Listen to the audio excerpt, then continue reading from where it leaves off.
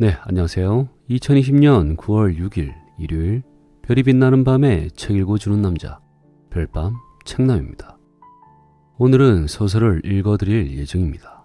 고통과 공감의 능력을 깨우치게 할 강력한 소설 손원평 장편 소설 아몬드입니다. 읽어드리는 내용은 예스24에서 미리 보기 서비스를 하고 있는 부분입니다. 시작하기 전 구독과 좋아요, 알림 설정까지 부탁드립니다. 일러두기 알렉시티미아 즉 감정 표현 불능증은 1970년대 처음 보고된 정서적 장애이다. 아동기의 정서 발달 단계를 잘 거치지 못하거나 트라우마를 겪은 경우 혹은 선천적으로 편도체의 크기가 작은 경우 발생한다고 알려져 있다. 편도체의 크기가 작은 경우에는 감정 중에서도 특히 공포를 잘 느끼지 못한다. 다만 공포, 불안감 등과 관련된 편도체의 일부는 후천적인 훈련으로 성장할 수 있다고 보고되고 있다.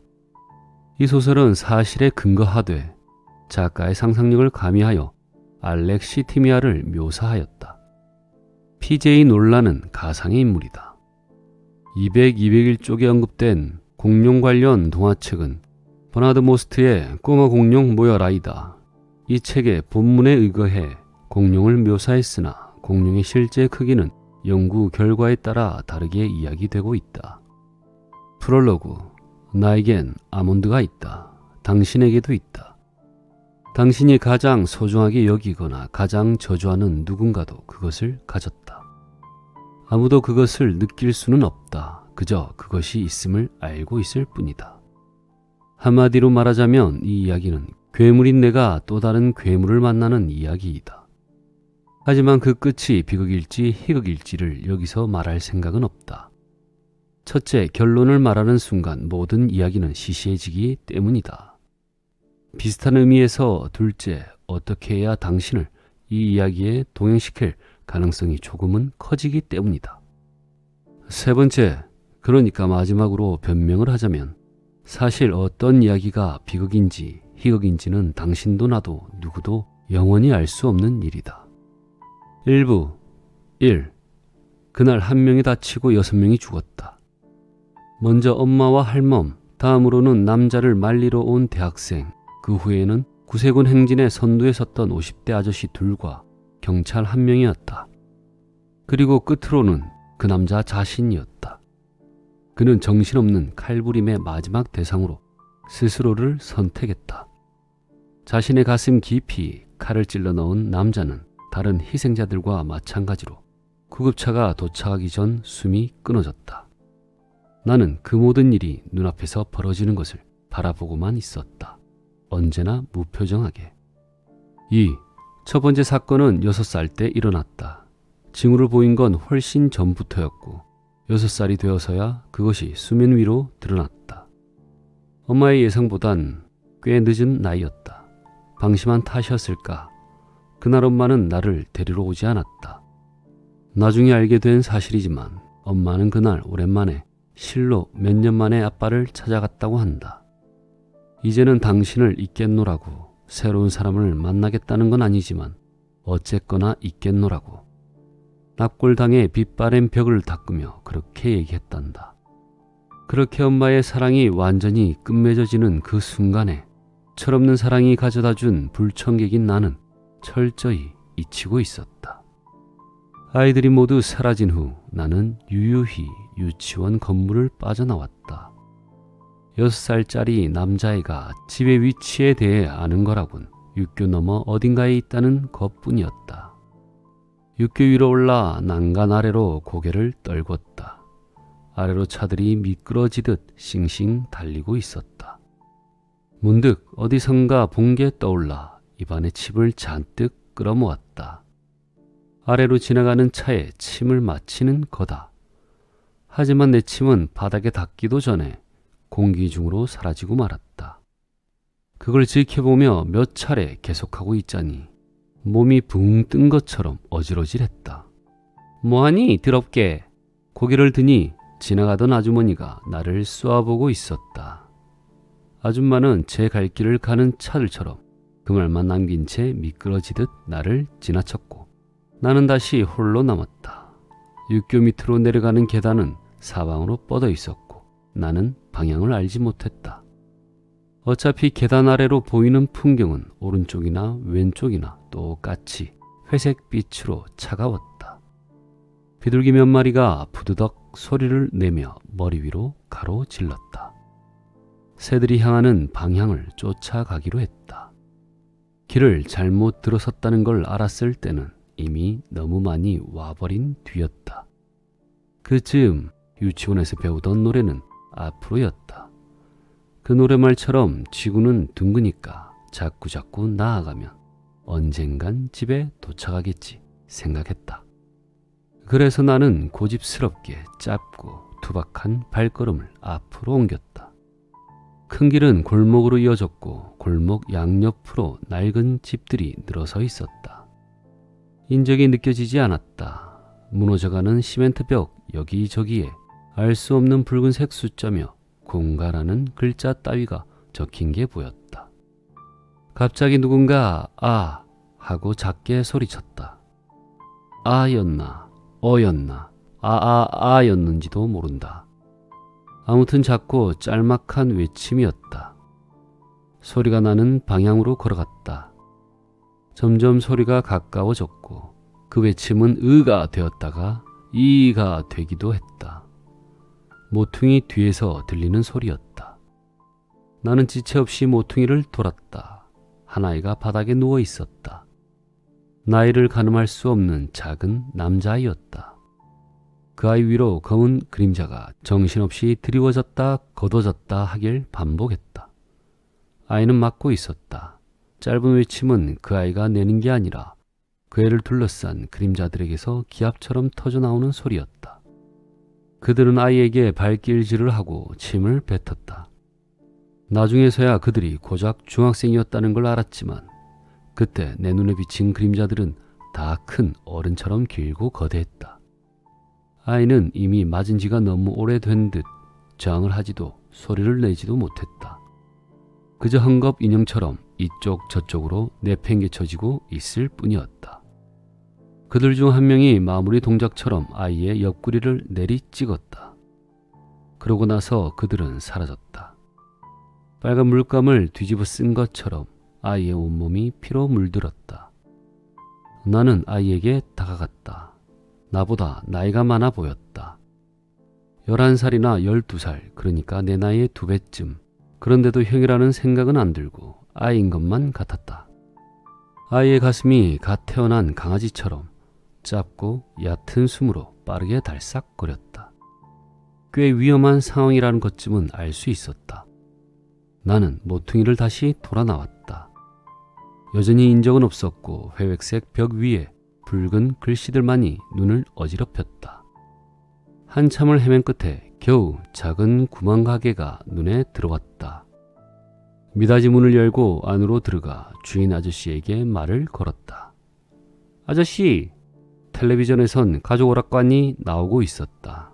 아저씨는 텔레비전을 보며 낄낄대느라 내 목소리를 듣지 못한 것 같았다. 귀마개를 한 출연자들이 앞사람의 입모양만 보고 단어를 알아맞히는 게임이었다. 전달해야 할 단어는 전전긍긍이었다. 그 단어가 왜 기억나는지는 모르겠다. 나는 그때 전전긍긍이 무슨 뜻인지도 몰랐으니까.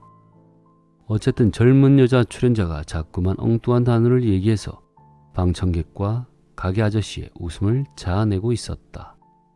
결국 주어진 시간이 종료됐고 여자팀은 그 문제를 놓쳤다. 아저씨도 아쉽다는 듯 입맛을 다셨다. 나는 다시 아저씨 하고 불렀다. 응? 아저씨가 고개를 돌렸고 나는 골목에 누가 쓰러져 있어요 라고 말했다. 아저씨는 그러니? 라고 대수롭지 않게 대꾸하곤 자세를 추슬렀다. 텔레비전에선 역전이 가능한 점수 높은 문제를 걸고 양팀이 대결하려는 참이었다. 어쩌면 죽을지도 몰라요. 나는 매대에 가지런히 진열된 캐러멜을 만지작거렸다. 그래? 네, 그래요. 그제 아저씨의 시선이 내게 향했다. 무서운 얘기를 참 태연이도 하는구나. 거짓말하면 못 쓰는 거야. 나는 한동안 아저씨를 설득할 말을 찾느라 침묵했다. 하지만 어린 나는 아는 단어도 별로 없었고 아무리 생각해도 방금 했던 말보다 더 진짜 같은 말은 떠오르지 않았다. 죽을지도 몰라요 했던 말을 반복하는 수밖에 없었다.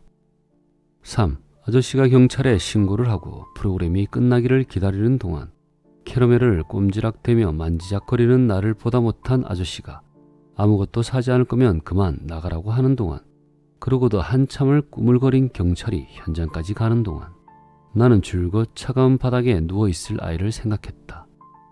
그 애는 진작에 숨이 끊어져 있었다. 문제는 그 애가 바로 그 아저씨의 아들이었다는 거다. 나는 경찰서 안 벤치에 앉아 아직 바닥에 닿지 않는 다리를 앞뒤로 휘저었다.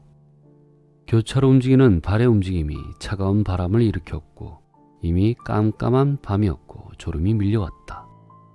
까무룩 잠이 들려오는 순간 엄마가 경찰서 문을 밀고 들어섰다. 나를 본 엄마는 통곡하며 내 머리통을 아프도록 쓰다듬었다. 상봉의 기쁨이 채 식기도 전 다시 경찰서 문이 벌컥 열렸다. 온 얼굴이 눈물로 덮인 아저씨가 경찰들에게 몸을 맡긴 채 울부짖으며 들어왔다. 텔레비전을 보고 있을 때의 표정과는 사뭇 달랐다. 아저씨는 쓰러지듯 꿇어앉더니 몸을 떨며 주먹으로 바닥을 때렸다. 그러더니 벼랑간 몸을 일으켜 내게 소리를 지르며 삿대질을 했다. 제대로 알아들을 수는 없었지만 내가 전달받은 의미는 이런 거였다. 네가 조금만 진지하게 말했더라면 늦지 않았을 거다. 옆에서 경찰이 유치원생이 뭘 알겠느냐며 고꾸라지려는 아저씨를 간신히 받아세웠다. 나는 아저씨의 말에 동의하기 어려웠다. 나는 줄곧 진지했다. 단 한 번을 웃지도 흥분하지도 않았다. 그런데 왜 그런 질책을 받아야 하는지 알 수 없었다. 하지만 6살의 짧은 어휘로는 그런 의문을 표현할 수 없었기 때문에 그냥 잠자코 있었다. 나를 대신해 엄마가 목청을 높였다. 경찰서 안은 삽시간에 아이를 잃은 자와 아이를 찾은 자의 소란으로 아수라장이 됐다. 그날 밤 나는 여느 때처럼 장난감 블록을 가지고 놀았다. 기린 모양의 블록이었는데 기다란 목을 아래로 꺾으면 코끼리가 됐다. 엄마의 시선이 내 몸 구석구석에 닿는 게 느껴졌다. 무섭지 않았어? 엄마가 물었고 아니, 내가 대답했다. 어쩐 일인지 그 사건, 그러니까 내가 사람이 맞아 죽는 걸 보고도 표정 하나 변하지 않았다더라 하는 얘기는 순식간에 퍼져나갔다. 그때부터 엄마가 걱정하던 일들이 계속해서 일어나기 시작했다. 초등학교에 입학하자 문제는 심각해졌다. 어느 날 하굣길에 내 앞을 걷던 여자애가 돌부리에 걸려 넘어졌다. 걔가 엎어진 채로 내 앞을 가로막고 있었기 때문에 나는 그 애가 일어나길 기다리며 여자애의 뒤통수에 매달린 미키마우스 머리끝만 바라보았다. 하지만 넘어진 애는 자리에서 울기만 했다. 갑자기 그 애의 엄마가 나타나 아이를 일으켜 세웠다. 그러곤 나를 흘기며 혀를 찼다. 친구가 다쳤는데 괜찮냐고 물어볼 줄도 모르니? 소문은 들었지만 얘가 정말 보통이 아니네? 할 말이 떠오르지 않아 입을 열지 않았다. 뭔가 사건이 일어났음을 감지한 아이들이 주변으로 모여들었고 서곤대는 소리가 귀를 간지렸다. 모르긴 해도 아줌마가 한 말에 메아리 같은 말들이었을 거다. 그때 날 구한 건 할멈이었다. 할멈은 어디선가 원더우먼처럼 등장해 나를 번쩍 안아 올렸다. 함부로 말하지 마시오. 제 복이 없어서 넘어진 거지. 어디서 남 탓이야. 걸걸하게 일갈한 할멈은 아이들에게도 한 소리 하는 걸 잊지 않았다. 뭐가 재밌다고 보고들 있어, 못난 것들. 무리에서 꽤 멀어졌을 때쯤 할멈의 얼굴을 올려다보았다. 꾹 담은 입이 앞으로 쭉 내밀어져 있었다. 할멈, 사람들이 왜 나보고 이상하대? 할멈은 내민 입을 집어넣었다. 네가 특별해서 그러나 보다. 사람들은 원래 남과 다른 걸 배기질 못하거든. 에이그 우리 예쁜 괴물. 할멈이 나를 으스러져라 앉는 통에 갈비뼈가 아렸다. 전부터 할멈은 나를 종종 괴물이라고 불렀다. 그 단어는 적어도 할멈에게만은 나쁜 뜻이 아니었다. 4. 솔직히 할멈이 붙여준 애정어린 별명을 이해하는 데엔 시간이 좀 걸렸다. 책에서 본 괴물들은 예쁘지 않았다. 아니, 예쁠 수 없는 게 괴물이었다. 그런데 할멈은 왜 날 예쁜 괴물이라고 부르는 걸까? 모순된 개념을 연달아 붙여서 의미를 낳는 역설이라는 표현이 있다는 걸 알게 된 뒤에도 할멈의 방점이 예쁜에 찍혀 있는지 괴물에 찍혀 있는지 잘 몰라 헷갈리곤 했다. 어쨌든 할멈은 나를 사랑해서 그렇게 부른다고 했으니 나는 할멈을 믿기로 했다. 엄마는 할멈에게 미키마우스 여자아이 사건을 전해 듣자 눈물부터 짜냈다. 결국 이렇게 될 줄 알았어. 그래도 이렇게 빨리 드러날 줄은 몰랐는데. 듣기 싫다. 징징거릴 거면 네 방으로 들어가서 문 꽉 잠그고 징징대. 벼랑간의 호통에 잠깐 눈물을 멈춘 엄마는 할멈을 한번 노려보더니 더 큰 소리로 울기 시작했다. 할멈은 쯔쯔쯔 혀를 차곤 절레절레 고개를 젓더니 휴 한숨을 쉬곤 천장 구석을 무심히 올려다 봤다. 할멈과 엄마 사이에서 볼 수 있는 대표적인 풍경이었다. 이렇게 될 줄 알았다는 말 맞다나 나에 대한 엄마의 걱정은 세월이 깊었다. 태어난 지 얼마 되지 않아서부터 나는 다른 아이들과 달랐으니까. 어떻게 달랐느냐 하면 나는 웃지를 않았다. 처음에는 그저 발달이 조금 느린거려니 했다. 하지만 육아책에는 아이들이 생후 3일이면 웃기 시작한다고 쓰여 있었다. 엄마는 손을 꼽아 날짜를 세어보았다. 100일이 가까워지고 있었다. 웃지 않는 마법에 걸린 공주처럼 나는 꿈쩍도 안 했다. 엄마는 공주의 마음을 사려는 이국의 왕자처럼 온갖 방법을 다 썼다. 손뼉도 치고 딸랑이도 색깔별로 사서 흔들어대고 동의에 맞춰 코믹 댄스도 춰봤다. 그러다 지치면 베란다에 나가 담배를 한 대씩 피웠다. 나를 가졌다는 걸 안 뒤 간신히 끊었던 담배였다. 그 무렵 엄마가 찍어둔 동영상을 본 적이 있다. 땀을 뻘뻘 흘리는 엄마 앞에서 어린 나는 엄마를 그저 바라보기만 한다. 아기의 눈빛이라기엔 너무나 깊고 잔잔하다. 어쨌든 엄마는 나를 웃게 하는데 실패했다. 병원에서는 별다른 말이 없었다. 웃지 않을 뿐 영유아 검진 결과 내 키나 체중, 행동 발달은 또래의 평균에 속했다. 대수롭지 않게 여긴 동네 소아과 의사는 아기는 건강이 무럭무럭 크고 있으니 걱정 말라며 엄마를 돌려보냈다. 엄마도 단지 내가 다른 아기들보다 조금 무뚝뚝한 것뿐이라고 애써 위안하려 했다. 하지만 돌이 지날 무렵 진짜 걱정할 만한 일이 벌어졌다. 오늘의 책은 여기까지입니다. 나머지 부분은 책으로 확인하시길 바랍니다. 가시기 전 구독과 좋아요, 알림 설정은 저 별밤 책남에게 아주 큰 힘이 된답니다. 고맙습니다.